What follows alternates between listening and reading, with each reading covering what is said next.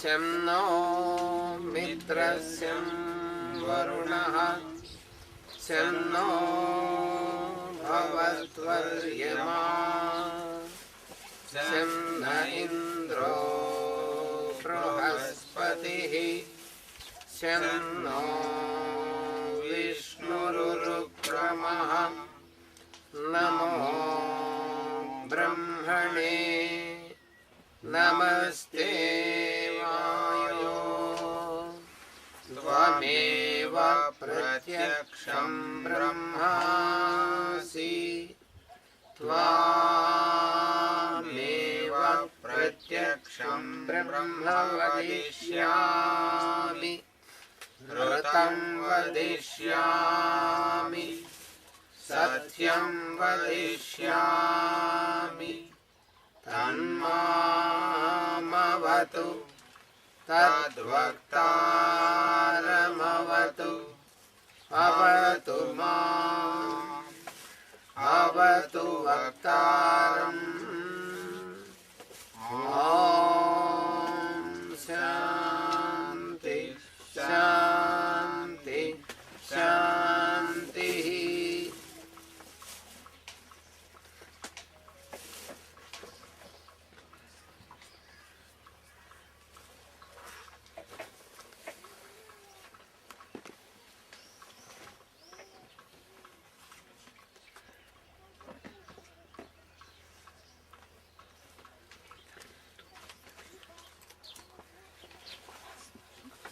So once again, welcome to all of you. Еще раз приветствую всех здесь. So we continue the study of the yoga of Patanjali. Мы продолжаем изучение йоги в традиции Патанджали.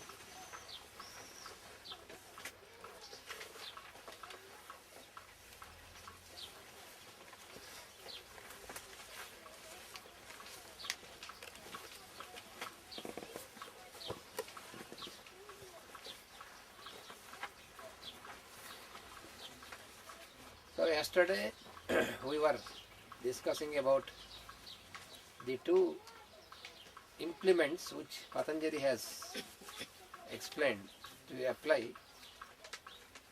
One is Abhyasa and one is Vairagya.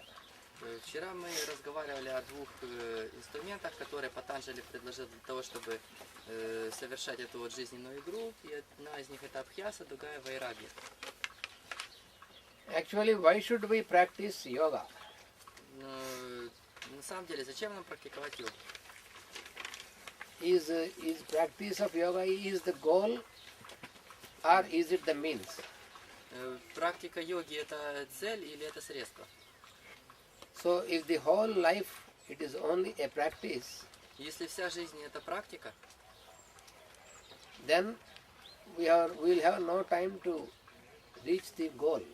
то тогда у нас не останется времени для того, чтобы достичь наших целей. So the practice should lead us to the goal, То есть таким образом практика должна нас вести к цели. and the goal is yogic living. А целью является йогическая жизнь. So we should get stabilized in the yogic way of living, То есть мы должны утвердиться в качестве йогической жизни. then we will experience the illumination of the inner light. И тогда мы переживем опыт внутреннего света. Then in our daily life, in our life in the mundane world, И в нашей повседневной жизни, в той жизни, в которой мы живем день за днем, is no more of any problems, не останется никаких проблем. and our life will be very harmonious. И жизнь станет очень гармоничной. And then when we get stabilized in the yogic life, И после того, как мы утвердимся в йогической жизни, then other persons who come to you also experience this harmony and tranquility. другие люди, которые будут приходить к вам, они тоже будут утверждаться, приобщаться к вот этой гармонии и прозрачности. So you will, when you are stabilized in the yogic Когда вы life, утвердились в йогической жизни, then your presence will be like a magnet to the others. Даже само ваше присутствие будет подобно магниту, оно будет притягивать других людей.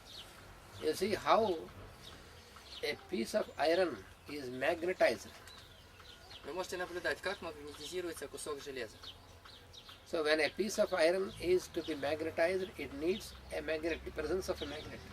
Для того, чтобы он намагнитился, нужен кусочек магнита. And what is the difference between a magnet and a non-magnetic iron piece? Какая же разница между магнитом и еще не намагниченным куском железа? So before getting magnetized, the same piece of iron is in such a condition Перед тем, как стать магнитом, точно такой же кусок железа был в точно таком же состоянии. where the lines of forces, they are not properly arranged around it. И линии силы не были должным образом организованы вокруг него. Because when you observe a piece of iron before being magnetized and after being magnetized, То есть, таким образом, если вы обследуете кусочек железа до того, как он магнетизировался и после, you don't find any physical difference. физически не будет обнаружено никакой разницы между ними. Even the weight, volume and shape and everything will be the same. Вес, объем, форма, все будет точно таким же, как и было. But the difference is that there is a wonderful rearrangement of the lines of forces around the magnet. Чудо заключается в том, что определенным образом структурируются силовые линии вокруг магнита. And this magnet can influence in a positive manner the non-magnetic piece of iron also. И этот магнит может воздействовать положительным образом на ненамагнетизированные куски железа точно так же в свою очередь.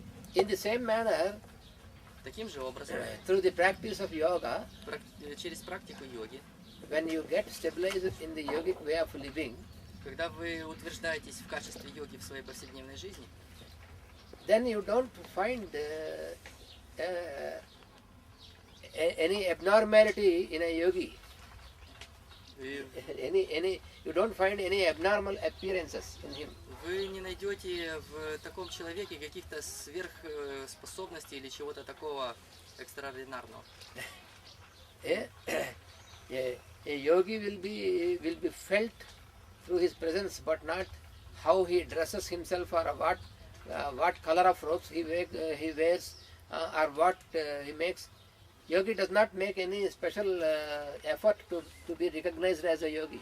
Йогин будет узнаваться вами только по его простому присутствию. Это не имеет никакого отношения ни к его одежде, ни к его способу предоставления себя. И настоящему йогину не нужны какого-то там цвета одежды или специальные выкрики для того, чтобы привлечь внимание. Он просто чувствуется через свое присутствие.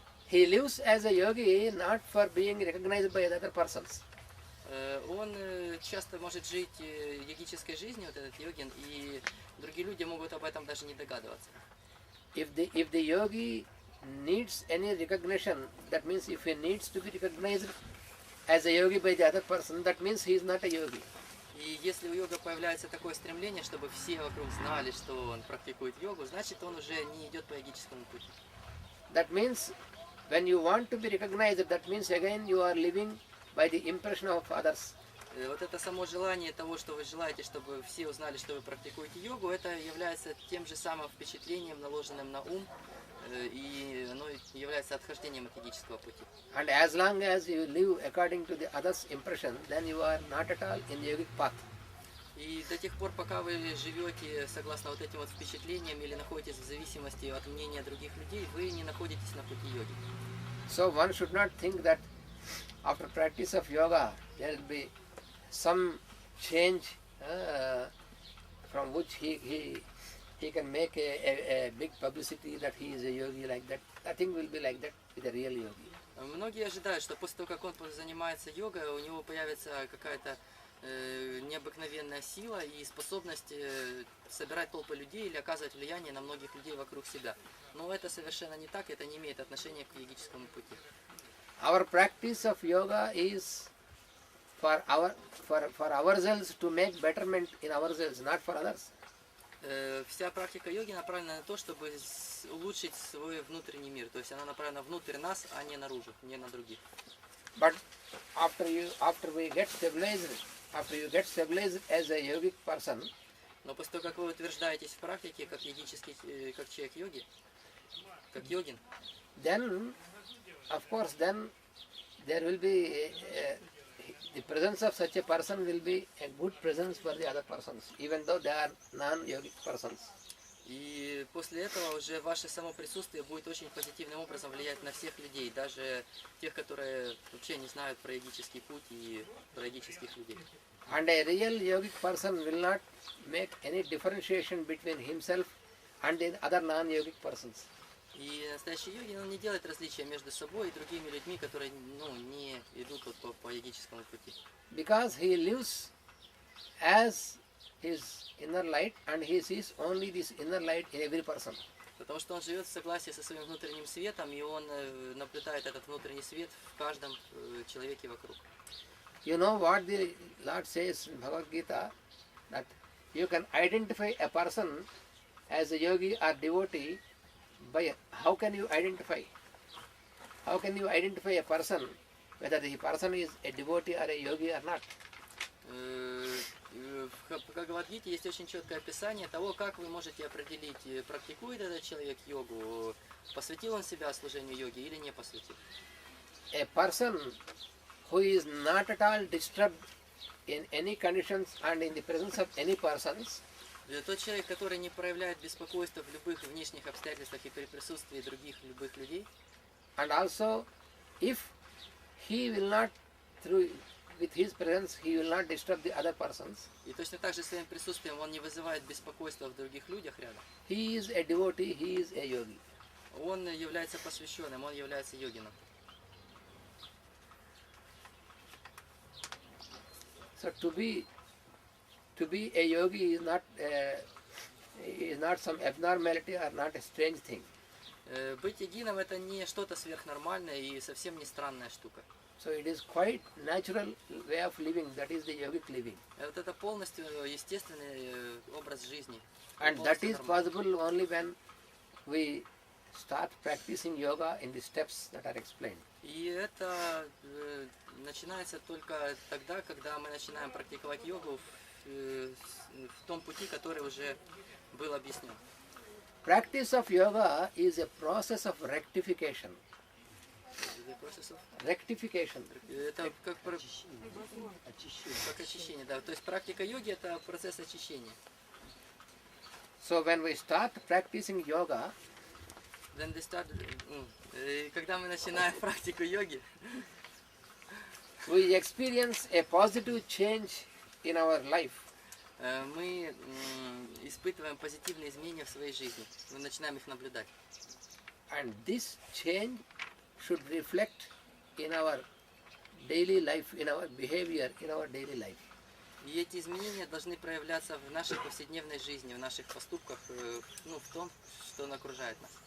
So in our daily routine, in every aspect, this change should reflect. И эти изменения должны отобразиться в нашей повседневной рутине, в каждом маленьком аспекте нашей обычной жизни. Then only you can have a real yogic experience. И только в этом случае вы можете говорить о том, что у вас был действительно йогический опыт. When we enter into the practice of yoga, Когда мы входим в практику йоги, we have to regulate our daily routine. нам необходимо регулировать нашу повседневную рутину. So we must apply regularity, Мы должны внести качество регулярности. and that regularity should be effortless, И это without special effort. И эта регулярность, она должна быть естественной, без специальных каких-то суперусилий, которые вот... With each and every aspect of our daily life. И относиться в то же время к каждому аспекту нашей повседневной жизни. That means at what time we wake up and then what we do in the morning, how we start our routine, when we wake up, how we start our routine, and then one by one how we attend to our needs and our duties. Это относится ко всему абсолютно, то есть начиная с момента пробуждения, того, как мы встали, и это все должно иметь какую-то определенную четкую последовательность друг за другом и во временных промежутках каждый день, и относится ко всем мелким вещам, которые мы делаем, и ко всем нашим обязательствам, встречам, и ко всему, что происходит в жизни.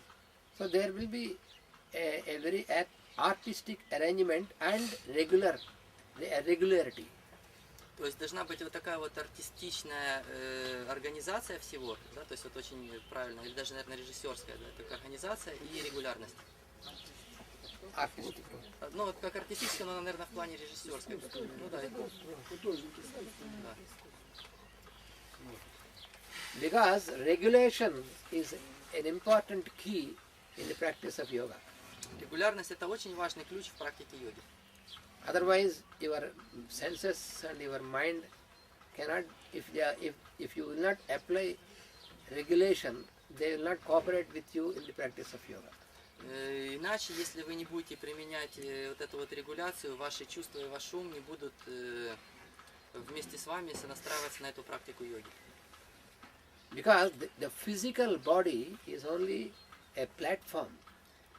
Это происходит потому, что наше физическое тело это только платформа. So whenever we experience any pain or any blockage in the physical body, in the physical tissues, В любом случае, если мы испытываем какую-то боль или какие-то дискомфорты в тканях нашего физического тела, it is not, the defect is not on the physical plane. дефект не находится в это время на физическом уровне. It is a result of having no proper work and regulation of senses and mind. Дело в том, что это является лишь отображением неправильной регуляции ощущений и работы ума. Because the activity of senses Это происходит из-за того, что активность чувств нашего воспринимающего аппарата, the activity of senses is directed by the mind. активность этих чувств управляется непосредственно умом. And the relationship between body, senses and mind and our discriminative will И взаимоотношения между чувствами, умом, нашим телом и той волей, которая способна к распознаванию, can be properly understood by a wonderful example given in these sciences. может быть чудесным образом объяснено с помощью очень простого примера, который дали наши ученые. You imagine that our body is like a cart drawn by 5 horses. Представьте, что наше тело это повозка, которая влекома лошадьми. So these 5 horses, how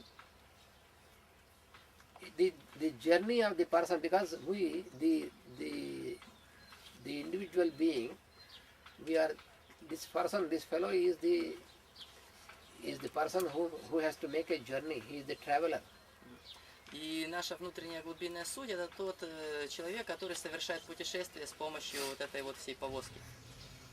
So we always aspire to have a comfortable travel. И мы всегда ищем чего-то такого, комфортабельного, очень удобной поездки хочется. So in this cart, which is drawn by 5 senses, и в этой повозке, которая влекома нашими 5 чувствами, ну вот лошади, да, это как 5 лошадей, 5 чувств. how can be the journey comfortable? Как может быть это путешествие комфортабельным? Suppose these 5 horses, each horse is drawn towards different direction, because if you show some wonderful grass or something to each horse in different direction, so each horse wants to run in different direction. What happens? И представьте, что будет происходить, если каждая лошадь будет тянуть в свою сторону, да, как каждый орган чувств реагирует на свои раздражители. Then the journey is miserable. Путешествие будет просто ужасным, исполненным страданий. Because the driver fellow has no control over these horses. Дело в том, что кучер не будет способен управлять этими лошадьми. So this cart is like our body. И в этом примере тело это является этой повозкой. And the five horses are our five senses. 5 лошадей это наши 5 чувств. And the horses can be directed by what we call the rein, which you hold in the hand. И то, что управляет лошадьми, называется упряжкой. Это то, что мы держим в руках. So this rein is our mind. И вот эта упряжка, это является наш ум. And the driver is the discriminative will in us. А кучер это та сила воли, различающая воля, которая есть в глубине нас. So if the driver is a skillful fellow, knows how to handle this rein and how to direct the horses, then the journey is wonderful. И путешествие может быть чудесным только в том случае, если кучер грамотно обучен и знает, как дергать за уздечку для того, чтобы все лошади шли согласованно. But if the horses are not under control, if they dominate the driver, then the journey is awful. Если же происходит по-другому, если лошади доминируют над кучером и заставляют повозку метаться, то путешествие невозможно. So the whole phenomenon of practice of yoga Есть такой целостный феномен в практике йоги. is to make these horses and the rein to keep them in proper control of the will, discriminative will. Который заключается в том, что нужно создать условия, при которых все органы чувств будут под контролем ума контролироваться вот этой вот различающей волей. Вся практика йоги, в целом вся практика йоги, это процесс где-то под контролем ума. Да, вся практика йоги это является тем, что мы настраиваем как бы эту повозку.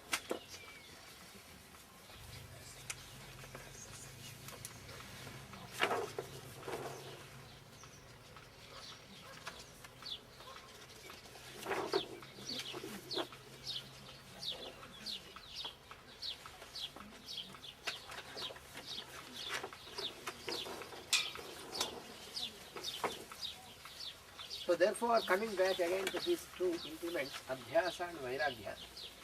Таким образом, мы возвращаемся опять к этим двум нашим инструментам, абхьяса и вайрагья. So abhyasa means to make the body work properly. Абхьяса означает, что нам нужно заставить тело работать в нужном ключе, Regulated by the mind. регулируемым умом.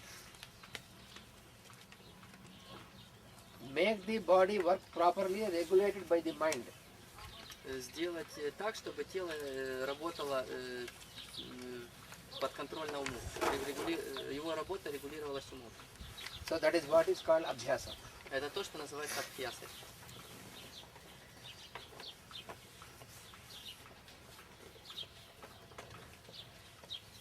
And you know, in this example, because here, if the mind, you know, the senses and the body can be regulated by the mind only when the mind gets submitted to the will. И вот в этом случае, с помощью этого примера, видно, что регулировать ум и регулировать чувства можно только в том случае, если ум подчиняется воле. Ну, вот той различающей воле, о которой мы говорили в виде кучера. As long as the mind fellow wants to act in his own manner, До тех пор, пока ум находится в таком состоянии, когда он регулируется только так, как сам хочет, then the horses also, the senses also, they want to act in their own manner. чувства точно так же, да, то есть как дикие лошади хотят делать только то, что им хочется. So the capacity to have a proper regulation and control of the senses, the capacity of mind to have a proper control of the senses depends upon То есть вот эта вот сама способность ума контролировать чувства и способность всей этой упряжки работать скоординированно, она зависит от how much the mind is submitted to the will. зависит от того, насколько ум подчинен воле. So there is the key. Вот это и есть ключом. And this should be applied in every aspect of our daily routine.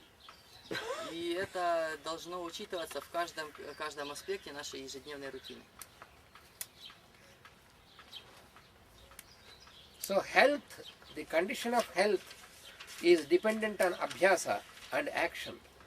То есть само здоровье и состояние здоровья зависит от этих двух инструментов, в основном от абхьяса. So this abhyasa should be applied regarding our aspects of food, Абхьяса должна нами применяться через понятие еды, drink, питья, work, работы, sleep, сна and sex. и секса. Because these are the main aspects of our daily life. Потому что это самые главные аспекты нашей повседневной жизни. So if you will not apply regulation in these things, И если вы отрегулируете большинство из этих простых вещей, then it is not possible that your mind is under your control. Будет практически невозможным, чтобы ваш ум вырвался из-под контроля. It is not enough just if you want to, if you only want to make an effort to control your mind, that is not possible. И будет недостаточно, то есть будет невозможно контролировать ума только вашим желанием это сделать просто так. That is why Patanjali says, apply abhyasa, then only your mind can automatically come back and it will be under your control. Поэтому Патанджали говорил, практикуйте абхьясу, и тогда постепенно ум придет к полному подчинению. Some people, for example, they want to have a control and then they get angry upon their own mind. Как пример, например, некоторые люди хотят взять свой ум под контроль, и поэтому они становятся к нему очень злые, к своему уму.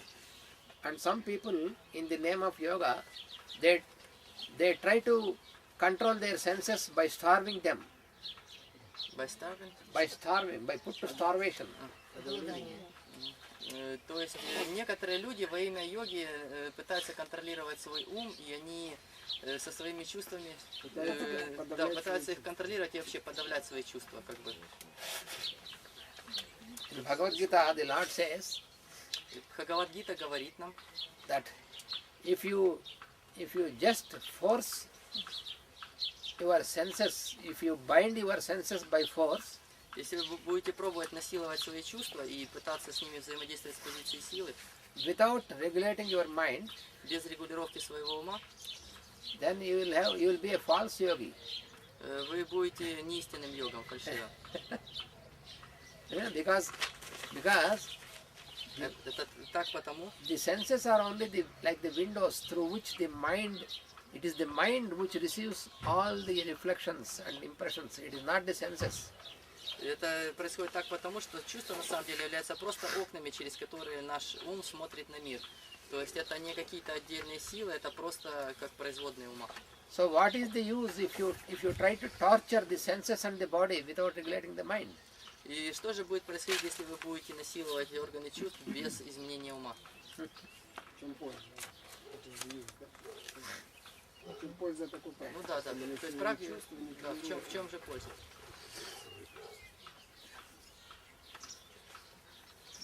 Generally, when we before entering into practice of yoga, Обычно перед тем, как прийти к практике йоги, what we think that it is our senses and sense organs that are responsible for all our perception. до этого мы полагаем, что наши органы чувств, они в ответе за все то, что мы получаем, за все процессы познавания этого мира. We think that the eye is responsible for our sight. It is the eye that is seeing, looking, and it is the ear that is hearing. It is the nose that is smelling. It is the tongue that is tasting, and it is the skin that is sensing. So this is how we think. И до этого мы думаем таким образом, что это именно глаз, это то, что видит, ухо это то, что слышит, нос это то, что обоняет, язык это то, что чувствует вкус, и наша кожа это то, что осязает. Таким образом мы и думаем. If it is true that the eye is looking by itself, eye is able to look at any object. Если бы это было правдой, что это свойство глаза, которое присуще только ему смотреть на разные объекты. So, if you take the eye out and put on the table, can it look anything? И попробовать достать глаз, положить на стол, сможет ли этот глаз что-то увидеть? After all, if there is some dust falling in the eye, your eye cannot see anything.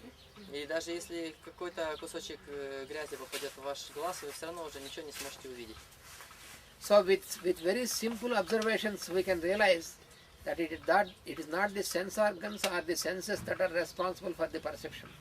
То есть с помощью даже таких простых примеров мы можем прийти к выводу, что не глаз отвечает за распознавание, ну, за восприятие, за процесс восприятия. It is only our mind. It is the mind which uses the senses and the sense organs.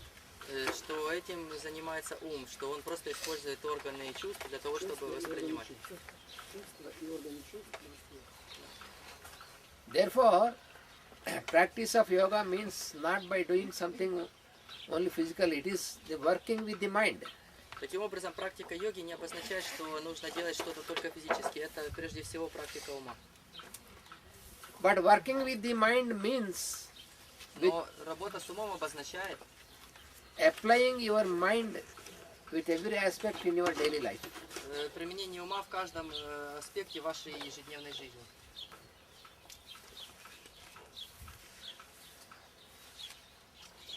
So for that purpose, abhyasa is very much important, very much needed.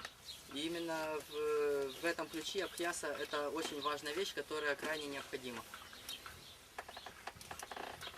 Because without abhyasa, you find it difficult to bring a control or a regulation of the mind.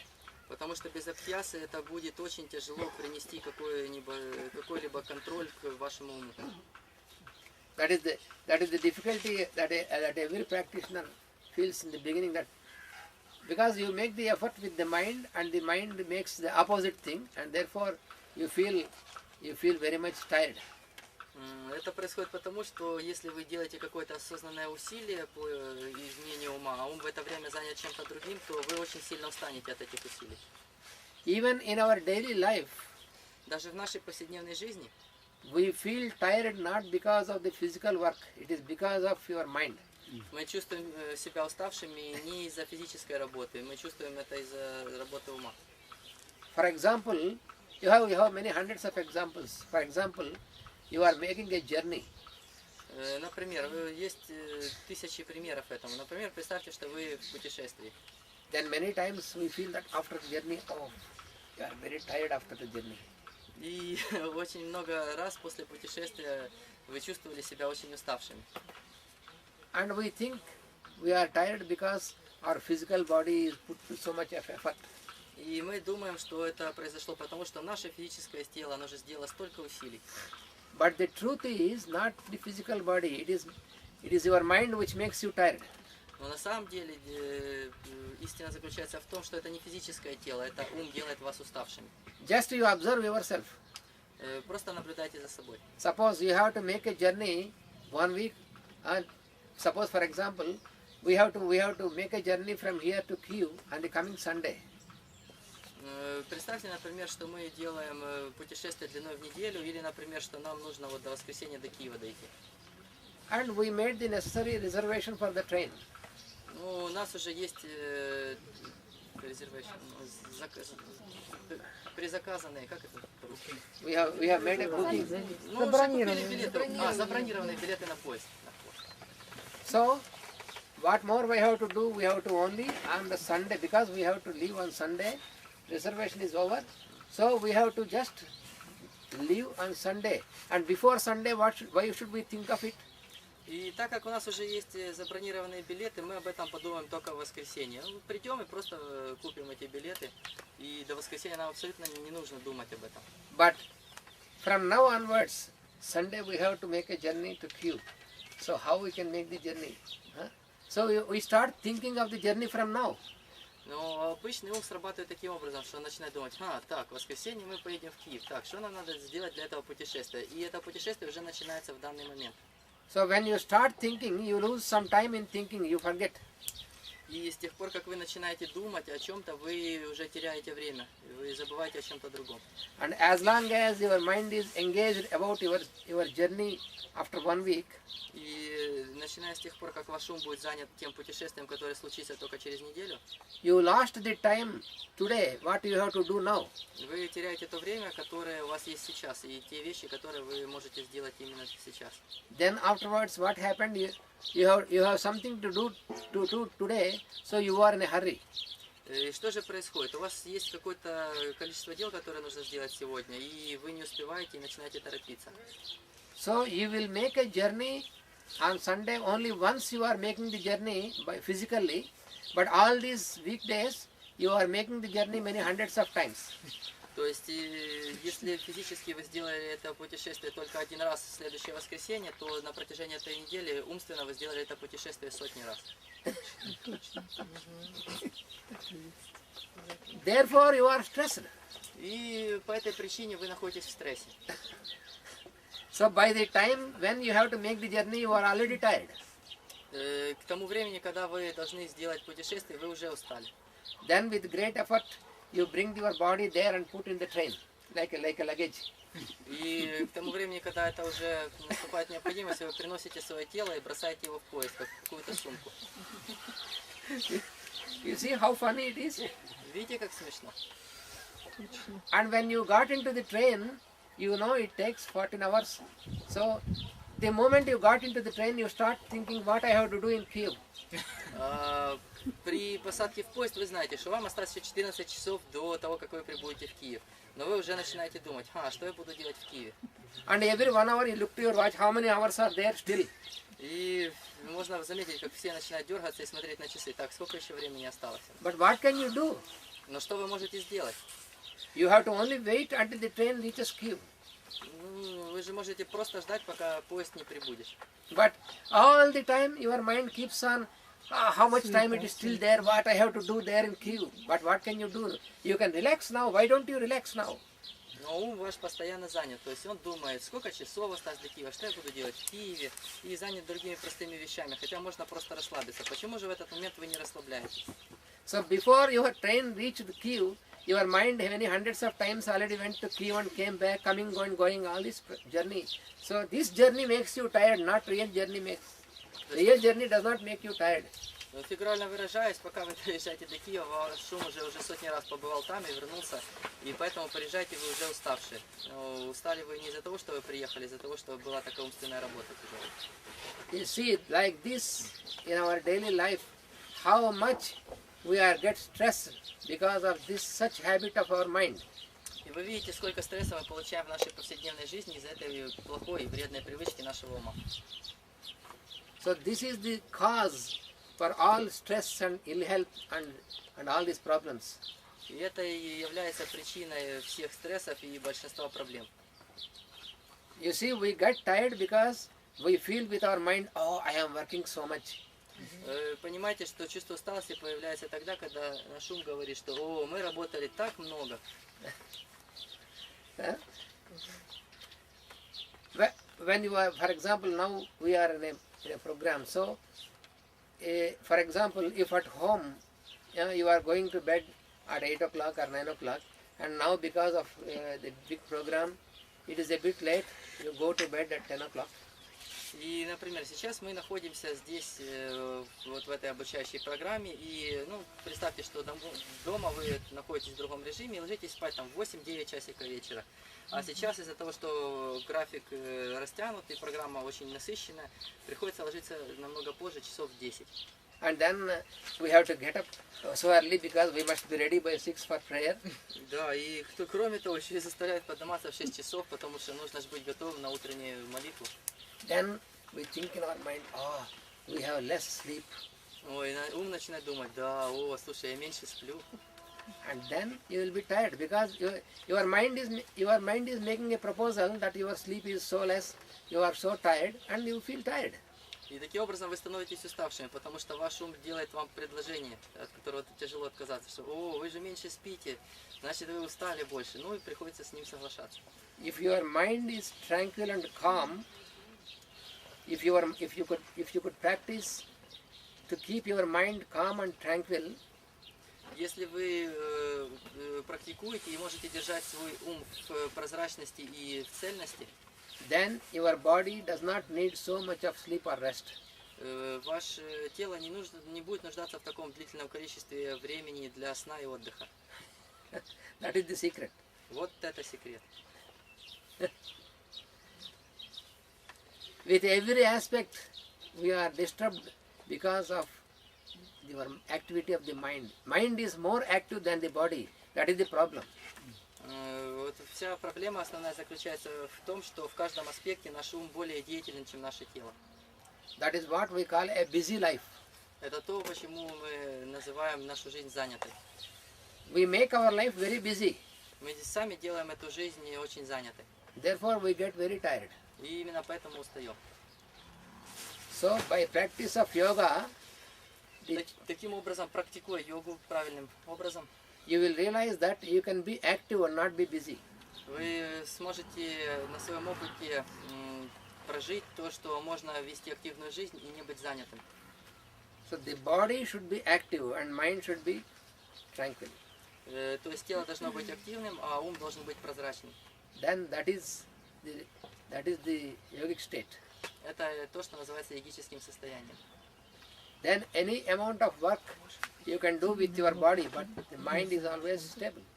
Существует различное количество работы, которое может делать ваше тело, но ум должен быть постоянно в стабильном состоянии. But how is it possible? Because the mind is not under control, it is going there and it goes on thinking and... Но как это возможно? Ведь наш ум, он не под контролем, он дергается туда-сюда, туда-сюда и бегает туда, куда ему захочется. The more we try to control the mind, the more it becomes impossible.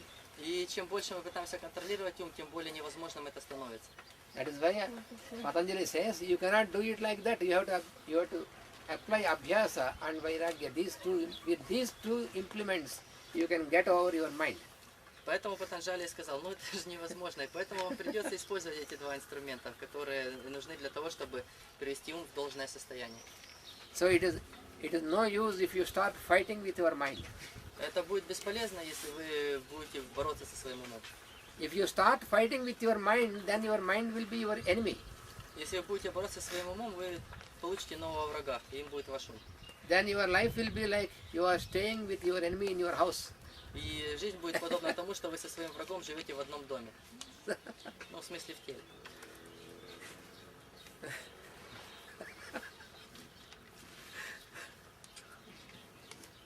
So that is the life of a non-yogic person. И именно так выглядит жизнь не-йогического человека.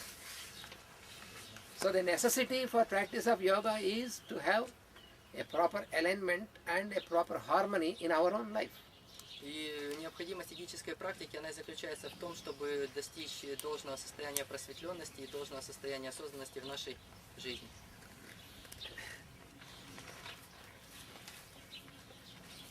So therefore, Именно для этого this chitta vritti which we were talking about, это понятие чита врути, которое о котором говорилось выше, that means the activity of mind in producing impressions. оно обозначает активность ума в продуцировании впечатлений. So what is happening is that yesterday we have seen that the mind is like a screen. Что же происходит, если мы представим себе, что наш ум это всего лишь экран, But the mind cannot stay as a pure mind as long as all the impressions are focused. но наш ум не может оставаться чистым умом, по крайней мере, до тех пор, пока на нем фокусируются наши впечатления. And you see, the very strange thing is that when we are in contact with persons or with objects around us, Видите, что такие странные вещи происходят, когда мы находимся во взаимодействии с другими людьми или с объектами вокруг нас. what we receive as impression is not the person, but it is only a reflection. И то, что мы воспринимаем, это не является именно конкретным человеком, это является просто нашим впечатлением о нем. Because how can the person enter you? Потому что как может другой человек войти в вас? For example, if I see Rudolph, Например, если я вижу Рудольфа, what I call Rudolph is only the reflection of Rudolph on my mind. то, что я вижу, это всего лишь отображение Рудольфа в моем уме. Because Rudolph, how can he enter with his body and all his structure into me? Потому что как может Рудольф всем своим телом и со всеми своими структурами войти в меня? So my mind is a screen, a surface, То есть мой ум это экран, это такая плоскость, Экран, поверхность, на которой is a screen, and then the sense of sight is exposed to Rudolph, и орган чувств, такой как зрение, направленный на Рудольфа. and then through the sense of sight, then what happens? I look at him, so he is Rudolph because it is his structure and this is his color and all this. It is reflected on my mind. И происходит следующее, что я направляю свой орган зрения, глаз на Рудольфа, и я могу понять, что это Рудольф, считывая разные его характеристики, там цвет, размеры, всякие взаимоотношения, и проецирую их на внутренний экран своего ума. It is just like our camera. Это очень похоже на работу камеры.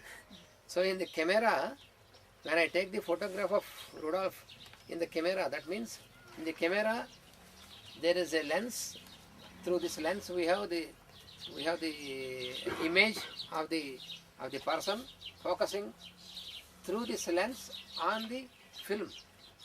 То есть это очень похоже на работу камеры. Точно так же, если мы, например, снимаем какого-то человека, то получается, что отображение этого человека фокусируется через линзу и отпечатывается на пленке.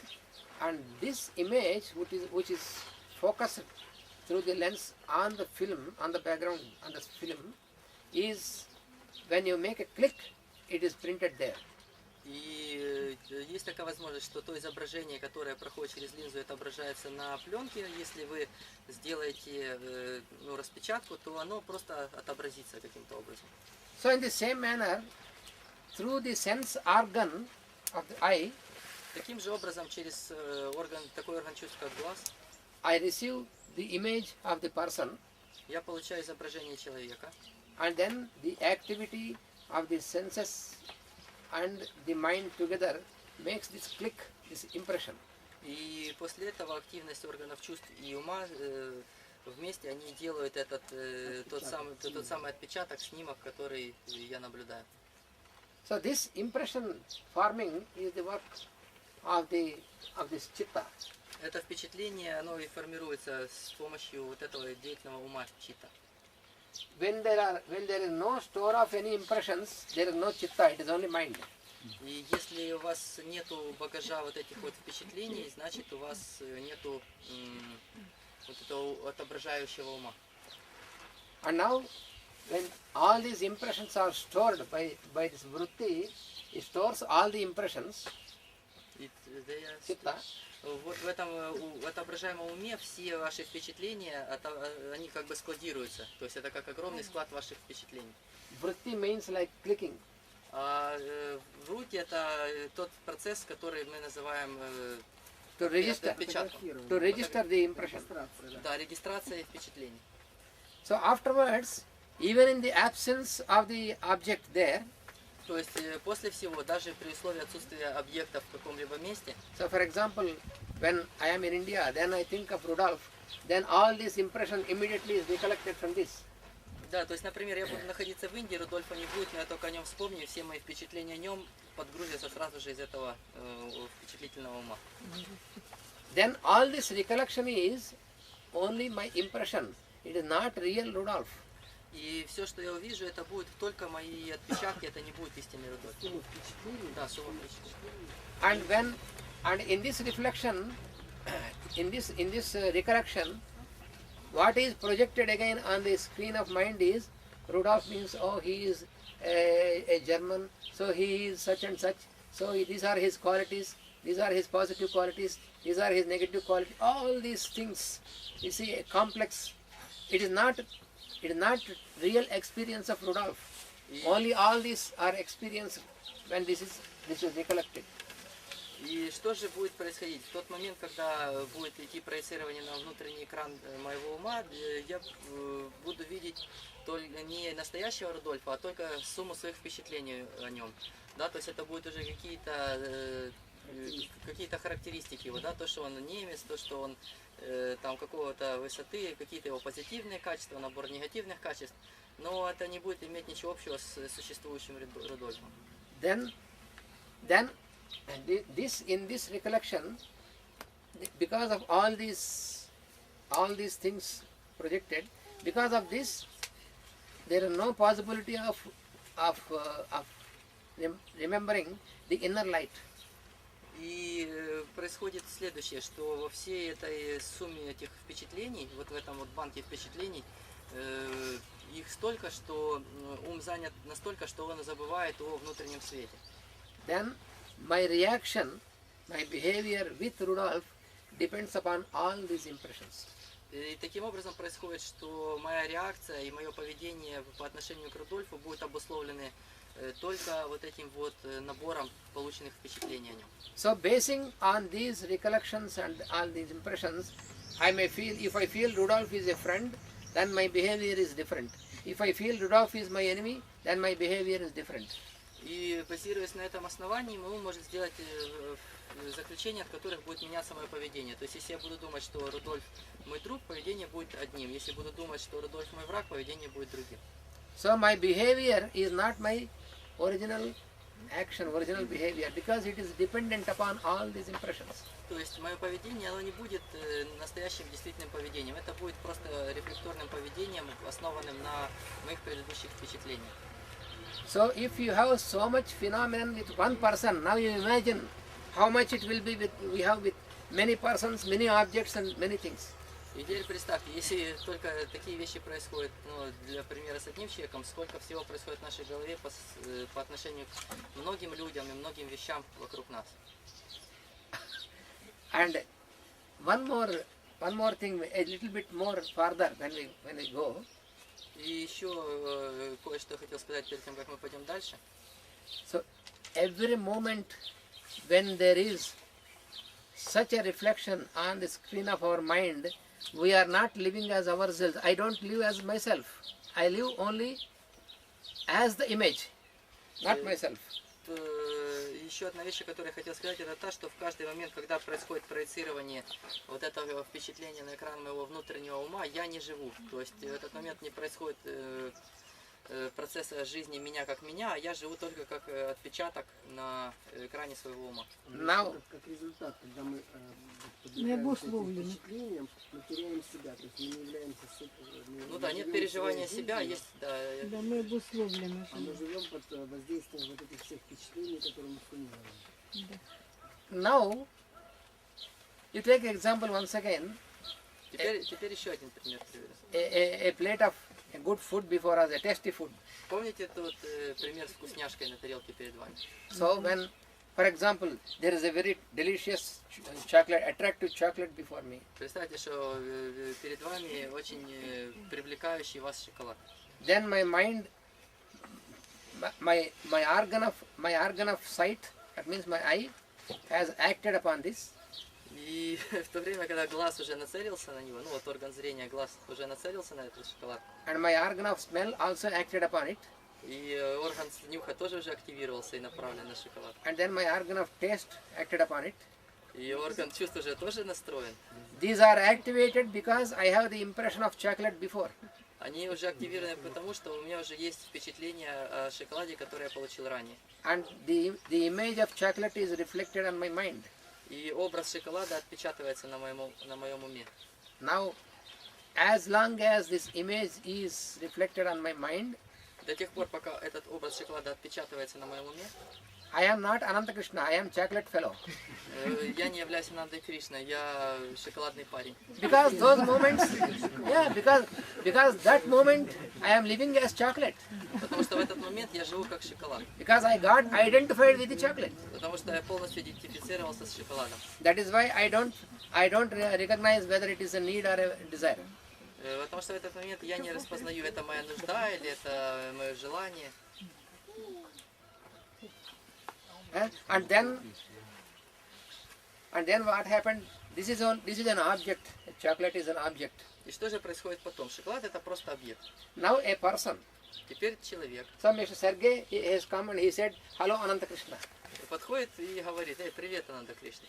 And then my mind, there is a reflection of Sergey, and then I am not Ananta Krishna, I am Sergey, because I start thinking of Sergey, this is a Ukrainian, so his color is this, all these things. So my mind got identified with Sergey. So I am, in the presence of Sergey, I am no more Ananta Krishna, I am Sergey.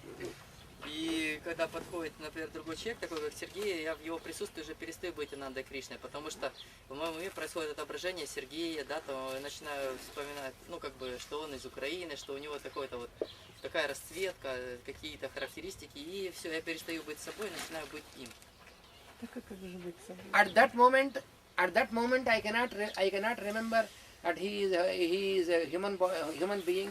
It is also an image of God. All these things cannot be, because I am living as Sergey. И в этот момент я забываю также о том, что это просто человеческое существо, что это такое же отображение божественного. Потому что как я могу думать в этот момент об этом, если я думаю, что только об этом Сергей? So a few moments and then he has gone. Проходит несколько моментов, и потом он уходит. And then my wife came to me. И приходит моя жена. And now, again, the whole drama. Now, this is my wife. И теперь происходит целая постановка. О, это же моя жена. Now, then, if she is agreeing with what I say, so she is a good wife.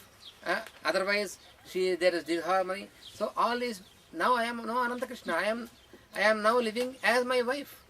И происходит следующее, что приходит жена, ну да, если она хорошо ведет себя, если она всем соглашается, значит хорошая жена, если нет, значит происходит какой-то дисбаланс. И все, я уже не Ананта Кришна, я уже своя жена. Because I see only her as wife, but not a human being, not a image of God. All these things are gone. И все, что я вижу, да, это то, что это просто моя жена. Не то, что она человек живой, не то, что она отпечаток Бога, а, ну просто, что это жена.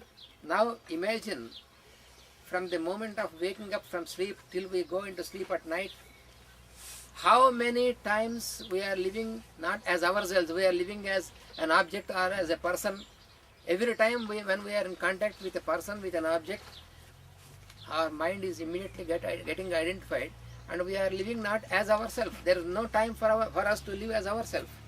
И теперь представьте, что происходит на протяжении всего дня, от момента, когда мы просыпаемся, и до момента, когда мы засыпаем, мы взаимодействуем со столькими многими людьми, со столькими многими объектами, и у нас просто не остается времени на истинное переживание чистоты своего ума и на истинное переживание себя самих. You know, how will be the condition of such a person? Ну как вы думаете, какое может быть состояние подобного человека? Master has given a wonderful example for this. Учителя дали очень замечательный пример подобного человека. Even though it is a little bit ugly. Even though the example is a little bit ugly, but Master has given this to make us know. Этот пример вот немножечко отвратителен, но все равно учителя его дали для того, чтобы лучше понимать. Suppose there is a blanket. It is very fresh and kept. Представьте, что у меня есть одеялко, оно очень свежее, нормальное, я его очень дорожу им, храню его. So I came into the room. Захожу в комнату. And I took the blanket and put upon me for some time. Одеваю на себя одеяло, согреваюсь. And then when I am going out, I put the blanket back. И когда я выхожу, одеяло ложу на место. And after me again, Sergey has come into the room and he has taken the same blanket and he was using this. После него заходит другой человек в комнату, одевает это же одеяло и точно так же сидит, греется. So for a few hours, one after another, about 10 or 15 persons coming and using the same blanket. So after the usage, how is the blanket? И представьте себе, что на протяжении часа там больше 15 человек зашло и попользовалось этим одеялом. И как оно выглядит после этого. So the mind of a non-yogic person is like that blanket. И ум неегического человека, он подобен такому одеялу.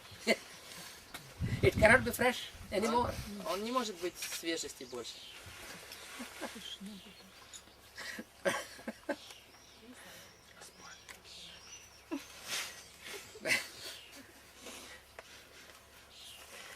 So now we can understand why should we enter into practice of yoga.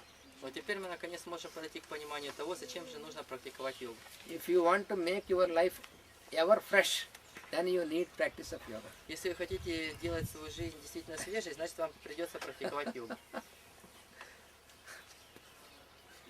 Only if you wish to be fresh. Но это только в том случае, если захотите быть Once свежим. again, it is only with free will. Еще раз повторяю, что все происходит по собственной воле. There is no obligation to practice yoga for anybody. Нет никаких внешних условий, заставляющих практиковать йогу ни для кого.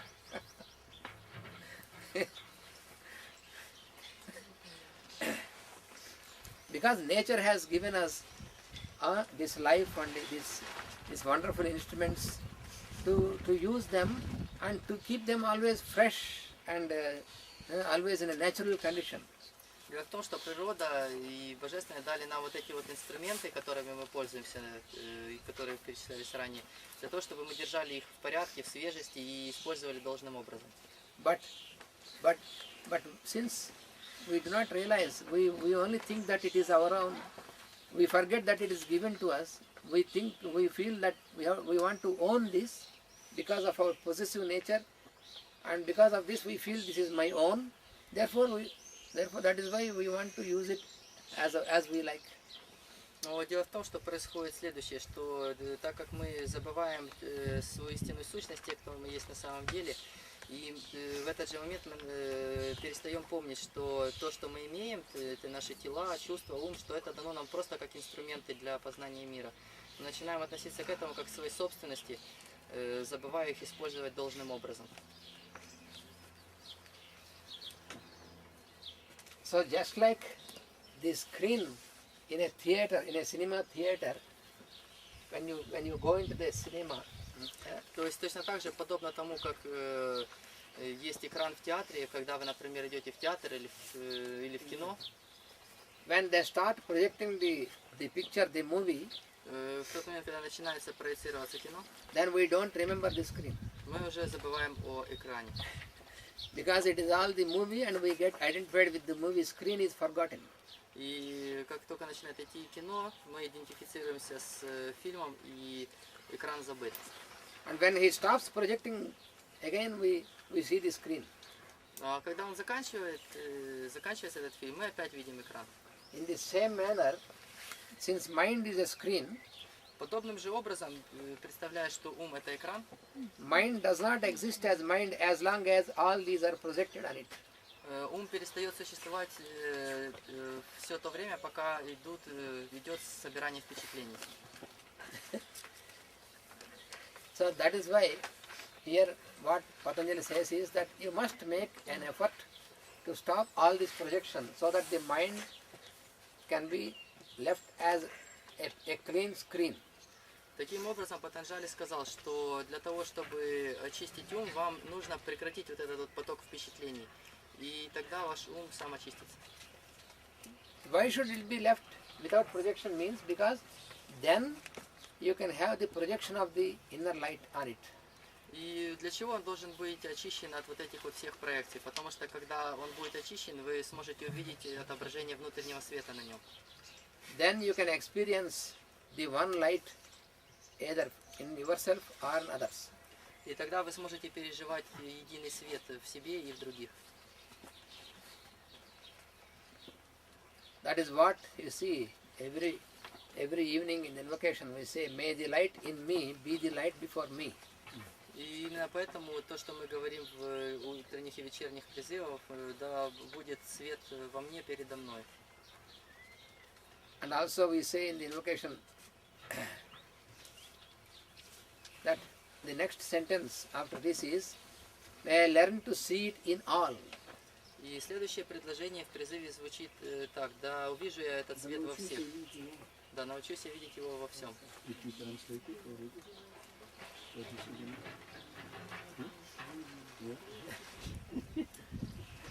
That evening invocation is going to be translated, I think already being translated. А как прекратить этот поток? That will Не be общаться с translated. людьми, спросите.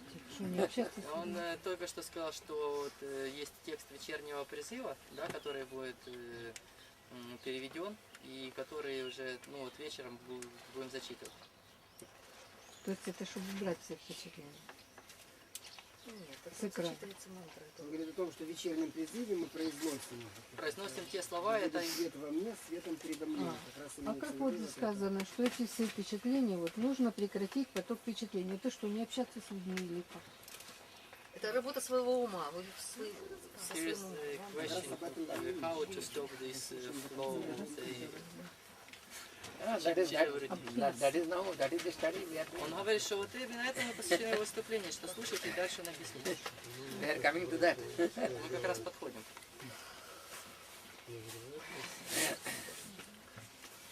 So therefore, with all these examples, now we know surely and clearly Таким образом, благодаря всем этим замечательным примерам, мы теперь достоверно и ясно знаем, that it is the nature of the mind that the mind cannot stay as mind. что в истинной природе ума, истинной природой ума является то, что он не может оставаться умом. It is the habit of the mind. It is a powerful habit of the mind that the mind cannot stay as mind. It stays only as the impressions. Это естественное как бы свойство ума, которое не позволяет уму оставаться умом, а делает ум отображением всех впечатлений. So the practice of yoga is А практика йоги это то, to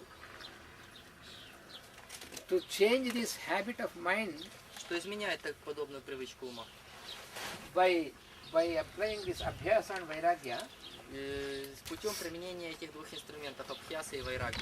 and keep this mind completely, constantly focusing И держит этот ум постоянно сфокусированным towards the inner light, на фокусе внутреннего света. and then the mind completely, because the mind cannot stay as mind, therefore И это происходит так, потому что ум не может оставаться просто как чистый ум. then you make your mind turn towards the inner light, then the mind acts as only as the inner light, as yourself. И таким образом, когда мы переключаем ум на отображение внутреннего света, он уже функционирует как внутренний свет, а не как просто ум. Because when you are allowing the outer projections, the mind is completely acting as the outer objects and outer things as the environment. Потому что если вы будете позволять отпечатываться внешним объектам, то ум будет полностью соответствовать им, всем этим внешним впечатлениям. So when applying these things, when you stop all these projections and turn the mind towards your inner self, then your inner light starts focus and your mind is no more existing. Even now, once again, it is not existing as mind, but it exists as the I am, the yourself. И таким образом, если вы будете применять эти инструменты, ваш ум перестанет существовать как отображение внешнего мира, а будет существовать как отображение аз есмь, как отображение внутренней сущности.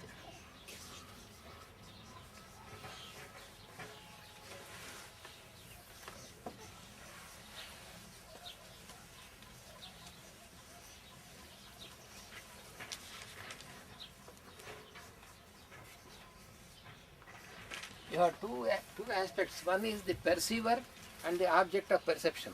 Есть два объекта, наблюдатель и объект наблюдения.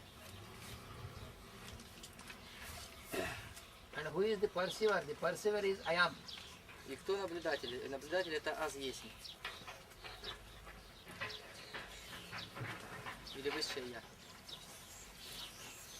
In Sanskrit, perceiver is called drashta.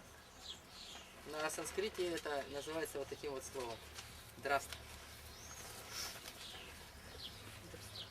Drashta.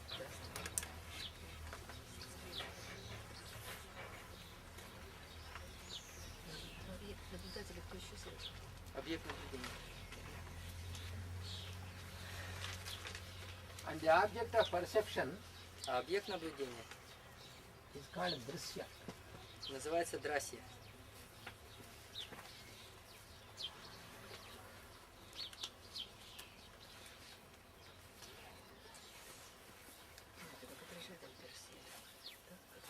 Наблюдение.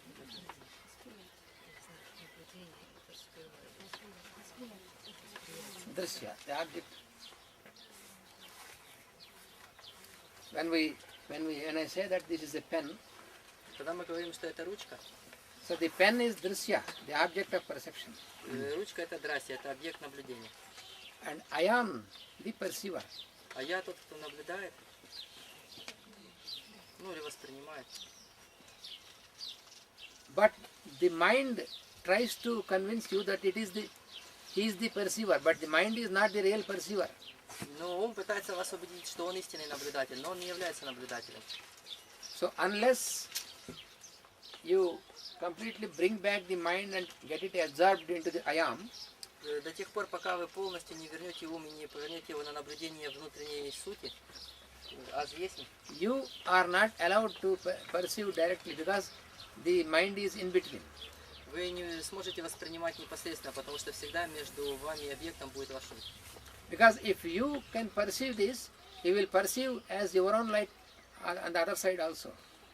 Потому что если вы будете воспринимать таким образом, вы будете воспринимать внутренний свет точно так же. That means if I see at Rudolph as myself, so if I see as a perceiver, then I see only it is also the same light, and other things will not object all these things, this perception. То есть таким образом, если я наблюдаю, как я из своей внутренней глубинной сути и смотрю на Рудольфа, я вижу только еще другой такой же свет. Я не вижу всех этих объектных вещей, которые меня обуславливают. This is possible only if the mind is totally absorbed into the perceiver. Это возможно только в том случае, если ум полностью наблюдается вот внутренним наблюдателем, полностью сфокусирован на внутреннем наблюдателе. Otherwise, the mind makes all these things and shows as if he is the perceiver. И в другом случае ум будет показывать вам все эти вещи и не даст возможности наблюдения.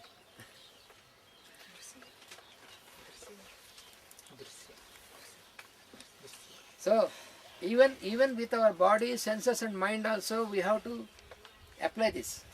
То есть даже находясь в этом теле со всеми его органами чувств, мы должны применять это. We get identified with the body, Мы уже идентифицировались с телом. therefore we feel, for example, when there is a pain on my toe, then I say, I have the pain. It is only your body, not you. И таким образом, ассоциировавшись с телом, если вот, например, будет нога болеть, вы сразу скажете: о, у меня нога болит. А на самом деле болит-то кусочек тела, а не вы. So it is as if you are getting identified with your shirt or with your shoe. То есть таким же образом можно идентифицироваться с вашей одеждой или обувью. How can we get identified with the shirt and the shoe? Но каким образом мы идентифицируемся с одеждой или с обувью? You see, there are some persons, they purchased a new shoe, for example. Ну, представьте, что вы видите какого-то человека, который надел только что новые туфельки. So, for a few days or few weeks, if there is a scratch on the shoe, he feels as if it is a scratch on his body. И на протяжении нескольких недель, вот как только появляется какая-то новая царапина или пятно на туфлях, у него такое ощущение, как будто это на нем появилось, это на его теле. That means he got identified with the shoe. Это значит, что он просто слился с этими туфлями. So he is living as his shoe, but not as himself. И таким образом он живет как свои туфли, а не так, как он сам. So we can live as our shoe, we can live identified with our shoe, with our car, with our house. Таким образом мы можем жить, соединяясь с нашей обувью, с нашими домами, с нашими машинами. With our money in the bank.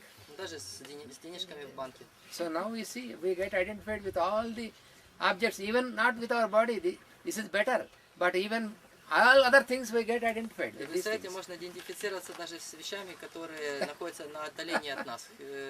Даже ассоциация с телом, она хоть немножко, но полезна. А многие люди сливаются с внешними объектами, которые находятся за его пределами. We do not live as perceiver, as drashta, we live always as the object of perception. We get identified with the object. И получается, что мы никогда не живем так, как аз есть, а живем все время как объекты наблюдения.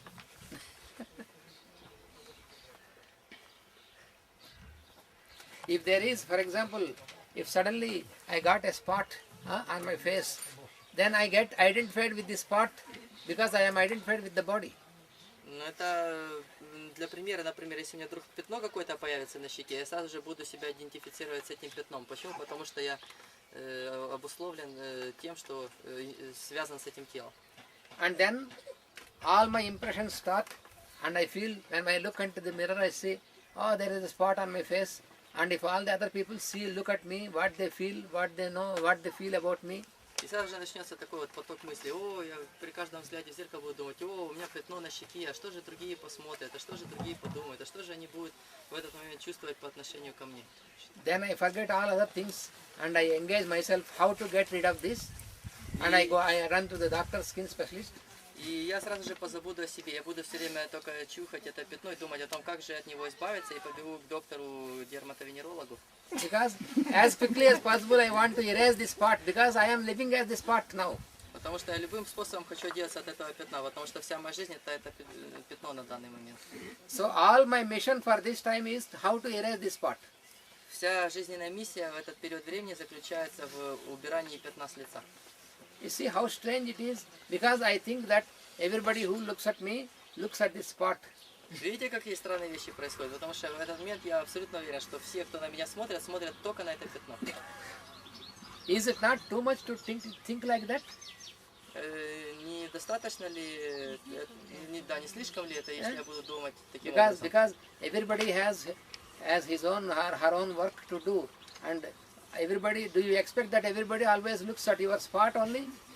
Ну, представьте, что у каждого же есть какая-то работа, которую ему нужно делать в течение дня и жизни, а он в это время все время думает, что думают люди, когда они смотрят на его пятно.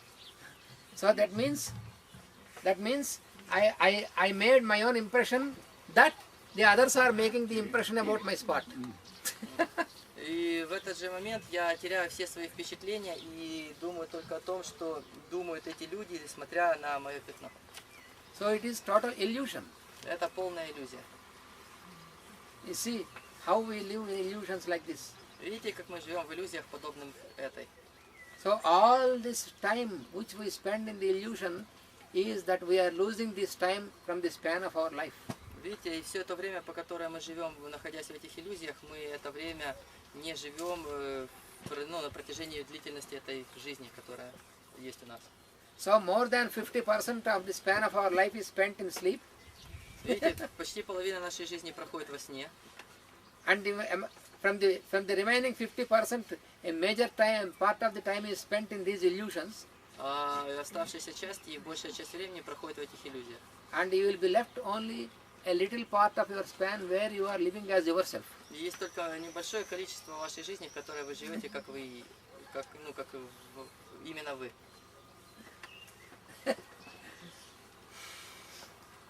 That is what we experience when we are in a non-yogic life. Вот таким образом проживается жизнь, когда мы живем не йогической жизнью. So we have always a possibility to change this and live as ourselves the whole life. Но у нас есть возможность в каждый момент переключиться и жить нашу жизнь полноценно. And that is given by Patanjali in direct terms, simply, directly, how to apply and live as yourself. That is what is И given. это знание было передано нам Патанджали в виде прямых, четких инструкций, которые можно брать и просто жить йогической жизнью. That is the purpose of practice of yoga. Это и есть in this цель sense. практики йоги в традиции, о которой я говорю.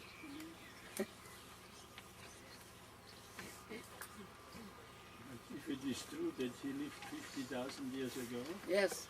then you can see how long it takes until this transformation takes really place in humanity. И Рудоль говорит, что если это правда, что мы жили еще 50 тысяч лет назад, то какой кусок времени заняло то, что пока повысилась осознанность всего человечества. And I think therefore the Christ said, you have to be reborn to enter in the kingdom of God. This is the process of renaissance, of the inner И resurrection. как говорил Иисус, что вам нужно родиться заново для того, чтобы войти в вот этот процесс Царства Божия. И вот это вот есть как бы процесс ренессанса или подход к восстановлению.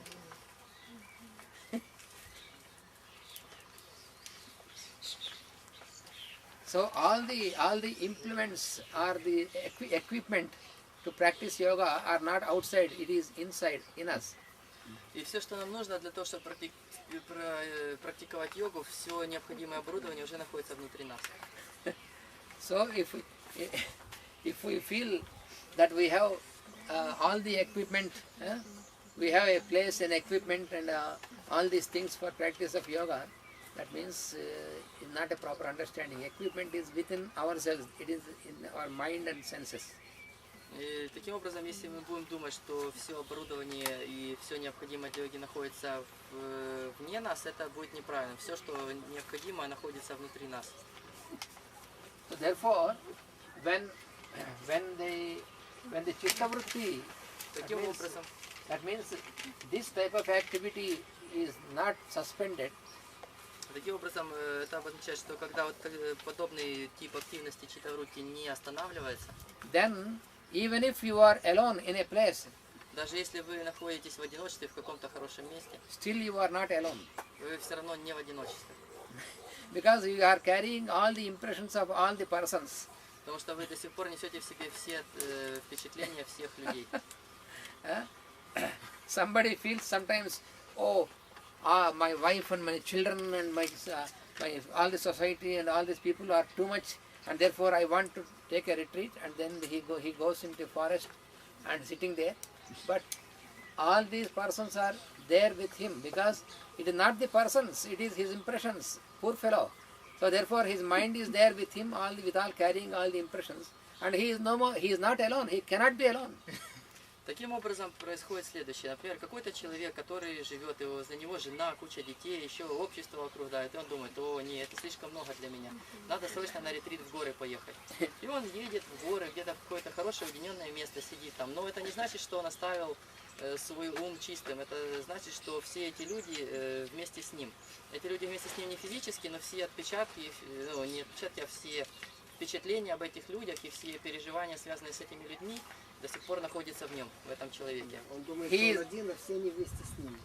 Да. He is lonely, but not alone. Он находится в одиночестве, но он не одинок.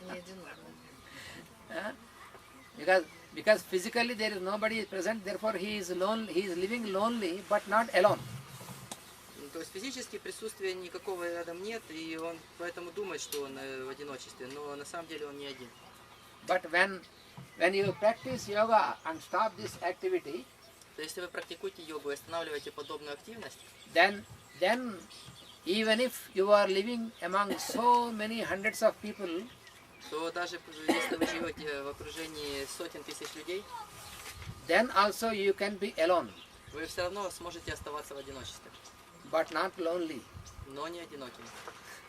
This is the difference. A non-yogic fellow can be lonely but not alone, but a yogic person can be alone but not lonely.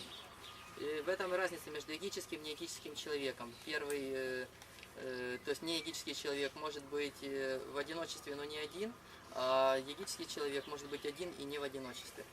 Because you see many people, I heard many people say that I want some time to be myself, to be alone, to be myself, but really they are not alone. Потому что я очень часто слышу, как многие люди подходят и говорят, я хочу некоторое время побыть в одиночестве, хочу побыть собой, но это значит, что они не есть сами. So в этот момент они не переживают ощущение себя. Therefore, a yogi is never disturbed by the presence of any number of people around him. Таким образом, йоги никоим образом не смущаются присутствием любого количества людей вокруг них. Because for him, there are no impressions, he only lives as himself.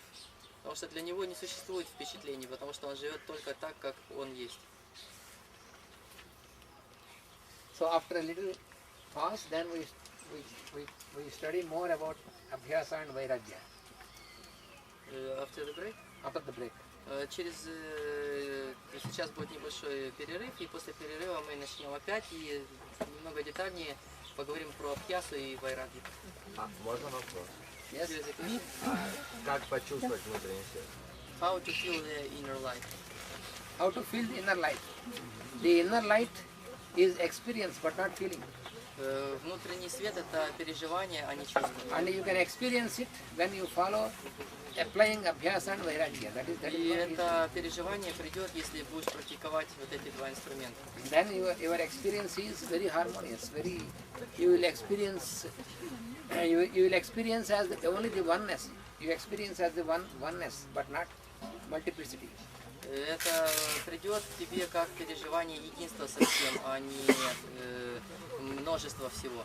So even if you have a person before you, И даже если кто-нибудь будет рядышком с тобой, какой-нибудь человек, and the speech or the behavior of the other person does not exist to you, you only exist as yourself, and only transaction is with the light.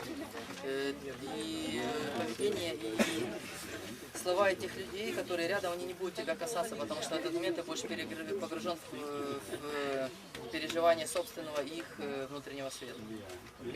Because experience is higher than feeling. Потому что это переживание, оно выше, чем чувство, оно находится на другом плане.